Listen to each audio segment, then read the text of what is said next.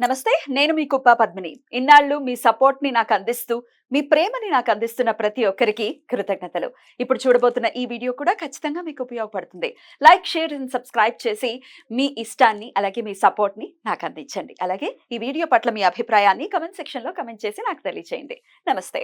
నమస్తే. Welcome to our channel. నేను పద్మిని. ప్రస్తుతంతో పాటు ప్రముఖ ఆధ్యాత్మికవేత్త, వాస్తు జ్యోతిష పండితులు, లలిత ఉపాసకులు, వాస్తు జ్యోతిష శిక్షణ నిపుణులు బ్రహ్మశ్రీ నానాజీ పట్నాయక్ గారు మనతో పాటు ఉన్నారు. మాట్లాడదాం. నమస్కారం అండి. శ్రీమాత్రే నమః. సరే, రేపు బుధవారం చవితి తిథి కలయికతో వస్తోంది. ఫాల్గుణ మాసంలో వచ్చేటటువంటి శుక్లపక్ష చవితిని చాలా విశేషంగా వినియోగించుకుంటారు అని చదవటం జరిగింది. మాస వినాయక చవితిగా కూడా చేసుకుంటారు అని చెప్పి. అసలు ఏంటి ఈ చవితికి ఉన్నటువంటి విశేషం? ఎలా రేపటి రోజున వినియోగించుకోవచ్చు? అంటే ఈ మాసంలో వచ్చేటువంటి చవితిలో ముఖ్యంగా ఉండే ప్రత్యేకత ఏమిటంటే ఈ రోజు అంటే ఈ బుధవారం, రేపు వచ్చే బుధవారం అశ్విని నక్షత్రంతో కూడి వస్తుంది. ఎప్పుడైనా బుధవారం అశ్విని నక్షత్రం వస్తే ఒక యోగం. ఎటువంటి వాటికి యోగము అంటే, ఒకటి అప్పుల బాధలు తీరుతాయి దీనివల్ల. గణపతిని పూజిస్తారు. గణపతితో పాటు విష్ణు సహస్రనామాలు కూడా కలిపి కనుక చేస్తే సంతాన ప్రాప్తి. వ్యాపారంలో నష్టాలు వస్తుంటాయి చూసారు, వ్యాపారంలో నష్టాలు వచ్చేటువంటి వారికి వ్యాపార అభివృద్ధి జరుగుతుంది. ఎందుకంటే బుధుడు వ్యాపారానికి కారకుడు, బుధుడు వాక్కుకి కారకుడు, బుధుడు ఏంటంటే రిలేషన్స్కి కారకుడు. ఆ బుధుడు రాహుతో కలిసి ఉన్నాడు మీన రాశిలో. ఎవరి జన్మ జాతక చక్రంలో అయినా ఇప్పుడు చూడండి, బాగా అప్పులు అవుతున్నాయి అనుకోండి, వాళ్ళకి బుధగ్రహం పాడైందంటే బాగా అప్పులు అవుతుంటాయి. గుర్తుపెట్టుకోండి, బాగా అప్పులు అప్పులు అప్పులు అవుతున్నాయి, బుధగ్రహం పాడైపోయింది. సింపుల్. అన్నిటికంటే డేంజర్ గ్రహం అది చెప్పాలంటే. బుద్ధి కదా, అయ్యో బుద్ధి కదా. బాగుందా దానంత అద్భుతం లేదు, పాడైందా దానంత ఇబ్బంది ఇంకోటి ఇవ్వదు. చాలా మేజర్ వాక్కుతోనే కదా. ఇప్పుడు ఒక ఒక స్పీచ్ ఇచ్చేటంటే ఒక మంచి రాజకీయ నాయకుడు రాజ్యాన్ని వెళ్తాడు, అదే స్పీచ్ సరిగ్గా ఇవ్వకపోతే కోల్పోతాడు. అంటే ఎంత బలం ఉంది చూడండి స్పీచ్ కి. మీరు చెప్పే మాట బట్టి ఉంటుంది, చేయడం సంగతి తర్వాత, చేయడం కూడా చూస్తారు తర్వాత ప్రజలు, కానీ చెప్పే మాటను పట్టుకుంటారు కదా ఫస్ట్. అందుకని వాక్కుకి కారకుడు. అందుకే జాతచక్రంలో జ్యోతిష్ శాస్త్రంలో 3, 6 ఆధిపత్యం ఉంది బుధుడికి. 3 అంటే కమ్యూనికేషన్స్, బంధువులు, మీ ప్రయత్నాలు. 6 అంటే మీ పూర్వజన్మ కర్మ అన్నమాట. 6 అది బుధుడి ద్వారా వస్తుంది. అలాగే అప్పులు కూడా 6లో ఉంటాయి. కాబట్టి ఈరోజు ఎవరైతే పొద్దున్నే ఉదయాన్నే గణపతిని అర్చిస్తారో, అర్చించి గణపతి నామంతో పాటు అంటే ఓం గం గణాధిపతయే నమఃతో పాటు ఓం అపర్ణాయే నమః నామం గనక కలుపుకొని గనక చేస్తే వాళ్ళకి ఎంతో కాలంగా ఉన్నటువంటి అప్పులకి ఒక రూట్ కనబడుతుంది. ఎప్పుడు కూడా చాలా మంది ఏమనుకుంటారంటే, ఇలా మంత్రం చేయగానే అప్పు తీరిపోద్ది అనుకుంటారు. కాదు, అప్పు అలా ఎలా తీరిపోద్దండి? మనం ఏమైనా ఆదిశంకరాచార్యుల వారు ఇలా అదేది చదవగానే అమ్మవారి పైనుంచి కురిపించడానికి ఆదిశంకరాచార్యుల వారి కంటే అది సాధ్యం. మనకు కూడా సాధ్యమే, అంత నమ్మకం ఉన్నప్పుడు, అంత సాధన చేస్తే మనకి సాధ్యమే. కాకపోతే ఇప్పుడు ఈ కలియుగంలో డైరెక్ట్ గా కనబడదు దేవత, ఇండైరెక్ట్ గా మనుష్య రూపేనే మనకి సహాయం అందిస్తూ ఉంటుంది. కనిపిస్తే ఇంకేం లేదు, నేను ఇది చేశాను ఏంటి, నా లెక్క ఏమిటి, ఆ రోజు ఆ పూజ చేశాను, ఈ రోజు ఈ వ్రతం చేశాను ఏదని అడుగుతారు. కాబట్టి ఏంటంటే ఈ రకంగా వస్తుంది. ఇంకోటి చర్మ వ్యాధులు ఉంటాయి చూసారా కొంతమందికి.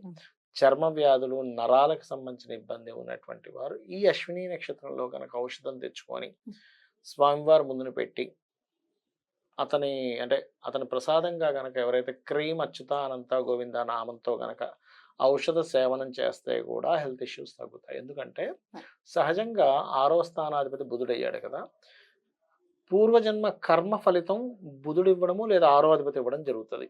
ఎవరి జాతకంలో అయినా 6వ స్థానంలో ఉండే గ్రహం కానీ, 6వ అధిపతి కానీ, 6వ పోర్ట్ఫోలియో వచ్చే గ్రహమే ఇస్తుంది మీకు పూర్వజన్మ ఫలితాన్ని. అందుకే రుణ రోగ శత్రువులు అనుభవిస్తారంటారు. అంటే రుణం రూపంలో కానీ, రోగ రూపంలో కానీ, శత్రు రూపంలో కానీ. ఈ అనుభవం క్లియర్ అవ్వాలంటే ఎవరు ఈ కలియుగంలో ముఖ్యంగా గణపతి, చండి అంటూ ఉంటారు. అయితే దీంతో పాటు శాస్త్రంలో చెప్పింది ఏమిటి, సూర్య నమస్కారాలు చేసుకోవడం ద్వారా ఒకటి మనకు క్లియర్ అవుతుందని, మరియు విష్ణు సహస్రనామాలు, లలిత అమ్మవారు, లేకపోతే ఏదైనా ఆలయానికి వెళ్ళి మీరు అక్కడ సహాయం చేయడం, లేకపోతే అక్కడ ఏదైనా సేవ చేయడం ద్వారా పోతుంది అంటూ ఉంటారు. అయితే అవన్నీ ఒక ఎత్తు. అయితే ఇలా యోగాలు ఏర్పడుతుంటాయి. అశ్విని నక్షత్రము, బుధవారము, అందులో ముఖ్యంగా పాల్గొన మాసము, ఆ రోజు చవితి రావడము, ఇలా వచ్చినప్పుడు 2, 3 కలిసి వచ్చినప్పుడు ఏమవుద్దంటే మీరు చేసేటువంటి పూజకి ఫలితం అధికంగా ఉంటుంది.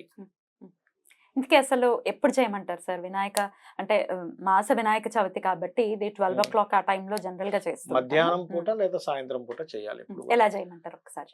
ఒకటేనమ్మా, సింపుల్. మీరు గనక మీ దగ్గర గణపతి ప్రతిమ ఉంది, గణపతి ప్రతిమని చేసి పెట్టుకోవచ్చు.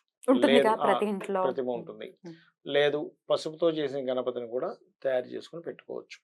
అయితే మట్టితో చేసుకునేది ఉంటుంది, పసుపుతో చేసుకుంటారు, లేకపోతే కొంతమంది ఫోటో పెట్టుకుంటారు. అవును సార్. పెట్టుకున్న తర్వాత చక్కగా ఆచమనం, దీపారాధన చేసుకుంటాం. మనందరికీ తెలుసు. పంచోపచారాలు చేయగలిగితే పంచోపచారాలు, గంధము, పుష్పము, అదేవిధంగా దీపారాధన, మన ఏదైనా నైవేద్యం పెట్టడము, ఇది కామన్ పంచోపచారాలు. లేదు షోడశోపచారాలు చేస్తానండి, లేదా 64 ఉపచారాలు చేస్తానండి, వాళ్ళకి తెలియడం వల్ల ఆధారపడి ఉంటుంది. అది వాళ్ళకున్న భక్తి మీద ఆధారపడి ఉంటుంది. అయితే ఇక్కడ శాస్త్రంలో చెప్పినటువంటిది ఏమిటి అంటే, ఏ పురాణం మీరు ముట్టుకున్నా అన్ని పురాణాలు చెప్పింది ఒకటే, భక్తితోనే సాధ్యము భగవంతుడి యొక్క అనుగ్రహం అనేటువంటిది. మీరు ఎన్ని ఉపచారాలు చేసినా మనసు అక్కడ లేదు, మీరు 100 ఉపచారాలు చేసినా వేస్టే. మనసు అక్కడ లేనప్పుడు ఒక ఉపచారం అంటే 100 ఉపచారాలు చేసిన వేస్టే. మనసు అక్కడ ఉంటే ఒక ఉపచారం చేసినా మీకు ఫలితం ఉంటుంది. ఇది ఫస్ట్ పట్టుకోవాలి మొట్టమొదటిగా. అది చేయాలి. చేసి ముఖ్యంగా ఈరోజు ఏదైనా ప్రసాదాన్ని గణపతి ఆలయంలో అక్కడ ఇచ్చి దాన్ని మరలా తీసుకుని అందరికి పంచితే కూడా మంచి ఫలితం ఉంటుంది. ఉండ్రాళ్ళు చేయొచ్చు, లేకపోతే ఏదైనా ఇప్పుడు పప్పులతో తయారు చేసినట్టు శనగపప్పుతో చేసిన పదార్థం ఏదైనా చేయొచ్చు. అందులో ప్రధానంగా ఏంటంటే పుస్తకాలు, ఏవైనా పుస్తకాలు లాంటివి ఉంటే పిల్లలకు పంచడం లాంటివి చేస్తే మంచిది. ఎందుకంటే బుధుడు నీచ స్థానంలో ఉన్నప్పుడు ఎప్పుడైనా మనం గనక ఈ బుధవారాలు వచ్చినప్పుడు చేసే పూజల్లో ముఖ్యంగా విష్ణు సహస్రనామ పుస్తకాలు పంచడం కానీ, లేకపోతే సహజంగా పిల్లలు వాడుకోవడానికి బుక్స్ ఉంటాయి. కొన్ని గవర్నమెంట్ స్కూల్స్లో వాళ్ళకి బుక్స్ కొనుక్కునే స్తోమత ఉండదు. అటువంటి వారికి పుస్తకాలు దానంగా ఇవ్వడం కానీ, లేనట్లయితే ఇంకొంతమందికి చెప్తుంటాం, మనం వింటుంటాం చూసారు, ఏంటి కమ్యూనికేషన్స్లో బాగా ఇబ్బంది వస్తుందండి అంటుంటారు. ఏం మాట్లాడినా తప్పు అవుతుందండి. అలాంటి వారు లలితా సహస్రనామాల్లో ఉండేటువంటి నామం ఏది, ఓం కర్పూర వీటికామోద సమాకర్ష దిగంతరాయ నమః, లేదా విష్ణు సహస్రనామాల్లోది ఓం నమో నారాయణాయ. ఈ రెండిట్లో ఏదైనా చేయొచ్చు.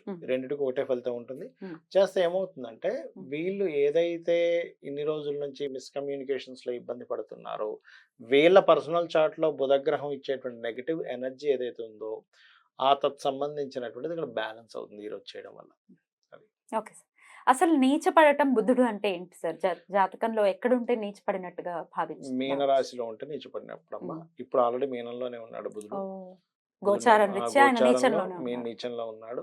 నీచంలో ఉన్నా అటువంటి ఫలితం ఇస్తుంది. రెండవది ఏమిటంటే బుధుడు గనక మీకు పాపగ్రహాల మధ్యనున్న అలాగే ఇస్తుంది ఫలితం. రాహు పాపగ్రహంతోనే కలిసి, అయితే రాహు మిత్రుడు చెప్పాలంటే బుధుడికి, శత్రువు కాదు. మిత్రుడు కాబట్టి కొంతవరకు పర్లేదు.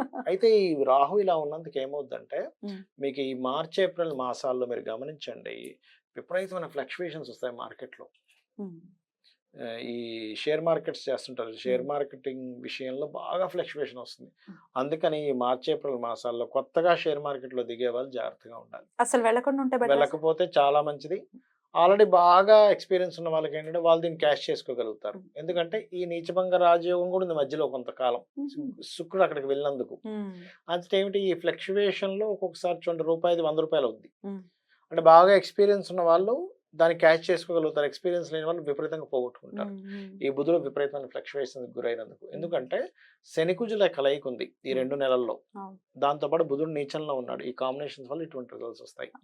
గోచారం అమ్మో, వాతావరణాన్ని చాలా కంట్రోల్ చేస్తుంది బయట ఉండే సిచ్యువేషన్స్. అది సో ఇది చేసుకోవాలి. ముఖ్యంగా ఈ బుధుడు నీచ స్థానంలో ఉన్నంత కాలము కాస్త గ్రీన్ కలర్ వస్త్రాలు ఇంపార్టెంట్ విషయాలకు వేసుకోకపోవడం మంచిది. వేసుకోకూడదు గ్రీన్ కలర్ వస్త్రం. అద్భుతంగా చెప్పారు సార్. డెఫినెట్ గా రేపటి రోజున ఏదైతే ఆటంకాలతో ఇబ్బంది పడుతున్నారో అటు సంతానం గురించి కూడా చెప్పి ఉన్నారు మీరు. అలాగే అప్పుల బాధతో సతమతం అయిపోతూ ఉన్నారు చాలా మంది కూడా. సో ఇట్లాంటి ప్రకృతి అందిస్తూ ఉంటుంది ఇట్లాంటి రోజుల్ని మనం వినియోగించుకుంటే తద్వారా డెఫినెట్ గా సమస్య నుంచి బయటపడటం అనేది సాధ్యపడుతుంది. చాలా అద్భుతంగా మాకు తెలియజేసినందుకు కృతజ్ఞతలు సార్. నమస్కారం. శ్రీమాత్రే నమః.